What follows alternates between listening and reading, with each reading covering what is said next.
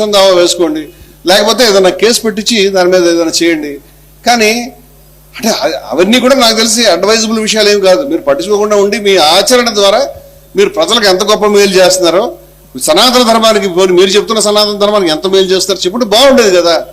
అలా కాకుండా దేశం అంతా చూస్తారు, 2 తెలుగు రాష్ట్రాలు కదా, బయట దేశం అంతా చూస్తారు, సిగ్గుపడుతున్నారు మీ బిహేవియర్కి. ఈ విధంగా ఒక యూట్యూబర్ని కేసులు పెట్టి ఉపాధి చేస్తే, రేపు పొద్దున్న ఆయన పారిపోయాడని ప్రయత్నించి రేపు పొద్దున్న ఎన్కౌంటర్ చేస్తామని చెప్తే మరి దేశం అంతా ఇలాగే నడుస్తుందని అనుకుంటే ఏమి పద్ధతి ఇది? దారుణం అన్నా కూడా మాటలు సరిపడలేదు. దీనికి చాలా మంది కూర్చుని ఆయన ఎవరితోటో ఎప్పుడో ఉన్నాడు, లేకపోతే ఆ మార్ఫింగ్ వీడియోలు తయారు చేస్తారని చెప్తున్నారు. అదేవిధంగా ఆయన కులం మీద చర్చిస్తారు, శాటిలైట్ ఛానల్స్. సిగ్నల్ లేదు. ఆయన కమ్మవాడా కాదా, ఆయన దళితుడా కాదా, ఇవి అవసరమా? ఆయన కమ్మవాడైతే ఏంటి, దళితుడైతే ఏంటి, కాపు అయితే ఏంటి, ఎవరైతే ఏంటి ఏమైంది?